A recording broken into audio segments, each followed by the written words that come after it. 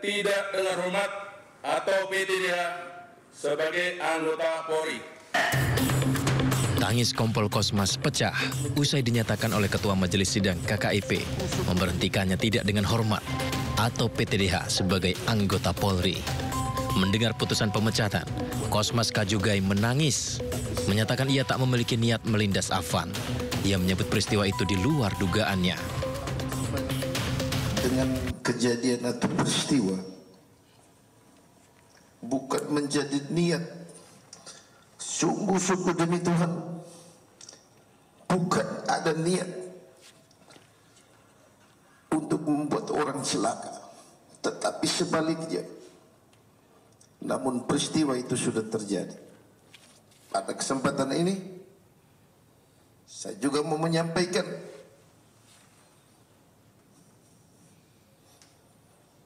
duka cita yang mendalam kepada korban Afan Kurniawan serta keluarga besar. Sungguh-sungguh di luar dugaan, dan saya mengetahui ketika korban meninggal, ketika video viral. Terduga pelanggar di sini. Sementara itu Brigjen Pol Truno Yudo Wisnu Andiko menyebut Kompol Kosmas Kajugai telah terbukti melakukan perbuatan tercela dalam menangani unjuk rasa sehingga mengakibatkan tewasnya Afan Kurniawan. 28 Agustus 2025, terduga pelanggar di sini telah bertindak ketidakprofesionalan dalam penanganan aksi unjuk rasa pada tanggal 28 Agustus 2025 sehingga mengakibatkan adanya korban jiwa, yaitu atas nama saudara Afan Kurniawan. Sanksi etika yaitu perilaku pelanggar dinyatakan sebagai perbuatan tercela, pemberhentian tidak dengan hormat sebagai anggota Polri. Sidang juga menghadirkan pengawas eksternal termasuk dari Kompolnas. Kompolnas ingin ada kejelasan kronologi, baik perintah dari komandan di dalam mobil rantis maupun petugas yang mengendarai rantis. Si konstruksinya kan kepada, karena di situ ada komandan ya, bagaimana level pertanggungjawaban komandan, kendali komandan terhadap situasi. Nah kalau ini kan sopir, bagaimana dia melihat situasi faktual yang ada di sekitar dia, soal massa, ya kan, soal psikologi dia, termasuk apakah dia melihat ataukah tidak almarhum ini dalam posisi almarhum kalau di video itu kan bukan berdiri, tapi kayak agak membungkuk gitu ya. Nah, apakah dia bisa melihat ataukah tidak tingginya tingginya rantis. Sidang Komisi Etik Div Propam Polri berlangsung dengan mendengarkan keterangan. Ya, pemirsa, Mabes Polri kembali melanjutkan sidang etik terhadap ke-7 anggota Brimob yang diduga menabrak pengemudi ojek online almarhum Afan Kurniawan. Dan untuk membahasnya, pemirsa, kita akan berdialog bersama dengan Komisioner Kompolnas Ida Utari dan juga Komisioner Komnas HAM Saurlin Siagian. Kita akan membahas terkait dengan sidang kode etik 7 Brimob ya, yang hari ini dilanjutkan sidang kode etiknya terhadap pengemudi rantis yakni Bribka Rahmat begitu. Saya mungkin ke Bapak Saurlin terlebih dahulu ya. Bagaimana tanggapan dari Komnas HAM soal hasil sidang etik yang sebelumnya dilaksanakan terhadap Kompol Kosmas? Iya, terima kasih. Kita belum analisis hasil sidang etiknya, namun kita sudah sebenarnya dilibatkan dan diberitahu ya dalam proses gelar perkara sebelum sidang etik dilakukan. Nah saat ini sesungguhnya harus saya sampaikan fokus kita masih pada penanganan korban-korban yang memerlukan atensi serius dari Komnas HAM, bukan hanya di Jakarta tapi di puluhan kota di Indonesia. Jadi 10 hari terakhir sudah kita bekerja siang malam dan sehingga kita masih fokus penanganan korban-korban ya. Namun ditemukannya pelanggaran berat etik seperti yang kita dengarkan kemarin, serta rekomendasi dilanjutkannya pidana sudah menunjukkan kepada publik seperti apa peristiwa ini ditangani oleh kepolisian ya. Dan Komnas HAM akan memantau proses penyelidikan yang akan dilakukan oleh Barreskrim Polri sebagaimana sudah disampaikan kepada kami. Dan juga saya kira sejauh ini Barreskrim menyampaikan itikat untuk terbuka kepada Komnas HAM. Baik, baik Pak Saurlin, kalau kita lihat Kompol Kosmas ini kan menjadi anggota dengan pangkat tertinggi di dalam mobil rantis itu. Apakah Komnas HAM sendiri melihat bahwa Kompol Kosmas ini menjadi otak di balik tragedi almarhum Alvan ini?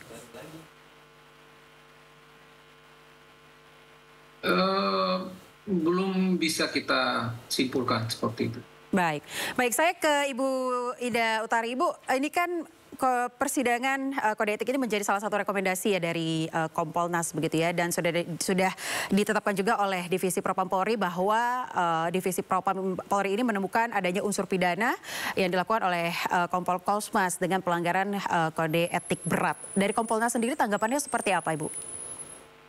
Ya, begini, dari hasil gelar perkara kemarin memang ada rekomendasi untuk diarahkan kepada pidananya. Biarlah Barreskrim yang akan mencari alat buktinya, apakah yang bersangkutan itu memang bisa dilakukan di proses pidananya berdasarkan hadis bukti-bukti atau alat bukti yang akan dicarikan oleh Barreskrim. Tugas Kompolnas adalah kami akan terus mengawal proses ini, baik proses etik maupun proses pidana, sampai memang jelas atau ada keputusan bahwa yang bersangkutan itu memang bersalah atau tidak. Itu tugas Kompolnas, dan tentu saja proses ini memang dilakukan secara transparan dan akuntabel tentunya. Ini yang menjadi PR kami, tugas Kompolnas memastikan itu. Anda yang tadi sempat mungkin menjadi bagian dari persidangan hari ini, bisa ceritakan Bu seperti apa sih agendanya untuk persidangan Bribka Rahmat? Saya mengikuti persidangan ini sejak pagi, yang dimulai dari pemeriksaan kepada yang terduga pelanggar. Istilah kami adalah terduga pelanggar, yaitu Bribka R. Kemudian Bribka R sudah memberikan keterangan tentang apa yang terjadi pada saat itu dan bagaimana kondisinya, serta kondisi rantisnya, kemudian kondisi psikologi di dalam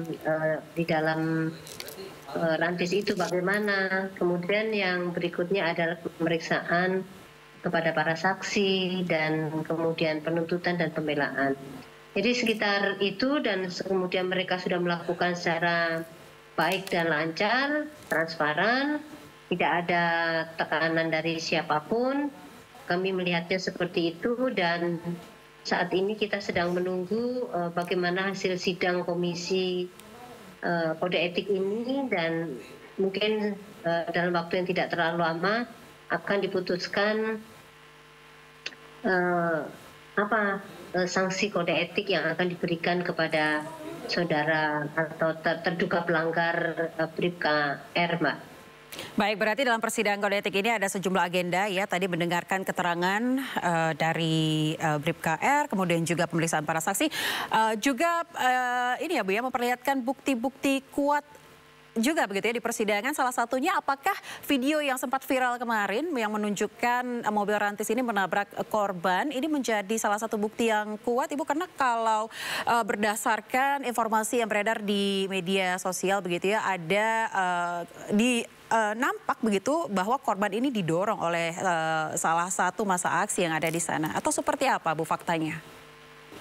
Ya, kami tidak, pada saat saya mengikuti sidang itu memang saya tidak melihat adanya video itu, karena memang saya masuknya agak terlambat, jadinya kalau urusan video nanti biarlah yang mempersepsikan atau menganalisis adalah mereka yang pada saat di persidangan itu, yaitu ketua tim atau kemudian para pendamping, sehingga kami tidak memiliki kewenangan untuk menganalisis dan menyampaikan kepada publik. Biarlah itu menjadi ranah dari teman-teman dari kepolisian untuk menyampaikannya, Mbak. Baik, saya ke Pak Saurlin. Pak, dalam di persidangan sebelumnya begitu ya terhadap Kompol Kosmas. Ini saya kutip dari apa yang dikatakan oleh Kompol Kosmas ketika diputuskan PTDH begitu ya. Beliau mengatakan kejadian atau peristiwa tersebut bukan menjadi niat begitu ya. Sungguh-sungguh demi Tuhan bukan ada niat untuk membuat orang celaka, namun sebaliknya. Dari berdasarkan statement ini apa yang dilihat dari Komnas HAM? Apakah mungkin ada pertimbangan lain atau hal-hal lainnya yang membuat mungkin Kompol Kosmas ini tidak sengaja atau seperti apa, Pak? Ya, belum bisa kita nilai karena nanti kan penyelidikan akan segera dimulai oleh Barreskrim sehingga kita jangan sampai membuat kesimpulan di awal ya. Jadi lebih baik kita berikan kesempatan proses penyelidikan yang lengkap nanti dilakukan oleh Reskrim. Baik, tapi menurut Komnas HAM sendiri, apakah PTDH ya, terhadap Kompol Kosmas ini bisa langsung jalani sidang di pengadilan sipil, Pak, setelah ini? Ya, sesuai dengan keputusan di Propam dilimpahkan ke Barreskrim sehingga bisa dilakukan proses penyelidikan. Ya, Pak Saurlin, saya sempat juga membaca dari media massa begitu ya, mengatakan bahwa Komnas HAM akan melakukan penyelidikan secara independen terkait dengan alat-alat bukti yang ada di lokasi kejadian seperti CCTV. Sejauh ini sudah seperti apa progresnya, Pak? Ya, kami sesuai dengan kewenangan kami dalam Undang-Undang 39 kami bisa melakukan pekerjaan kami secara independen dan objektif dan tentunya nanti akan kita buat suatu pekerjaan yang berakhir pada suatu kesimpulan dan kesimpulannya nanti akan kita sampaikan kepada pengadilan. Ya. Baik, tapi sejauh ini belum ada penemuan ya dari Komnas HAM ya dalam penyelidikan terhadap ketujuh anggota BRIMOB. Yang sudah kami lakukan adalah meminta keterangan dari ketujuh BRIMOB, lalu kemudian mengumpulkan beberapa CCTV, record dari CCTV dan juga meminta keterangan dari beberapa instansi terkait seperti rumah sakit dan mengumpulkan juga video amatir ya yang nanti perlu kita kumpulkan dan kita rangkai menjadi satu kesatuan. Oke, baik, saya kembali ke Ibu Ida. Memang terkait dengan sidang etik ini kan masih akan terus berlangsung ya Bu ya hingga ke-7 anggota BRIMOB ini di sidang. Apakah sidang etik ini akan mampu nantinya mengungkap penyebab utama dari Rantis menabrak almarhum Alvan? Mengingat Rantis penabrak ini kan meninggalkan rombongan ya hingga terjadi insiden maut ini. Atau memang ada keterangan lain Bu di persidangan? Ya, di persidangan itu kita hanya persidangan kode etik maksudnya itu lebih kepada apakah yang bersangkutan itu melanggar kode etik dengan kejadian ini.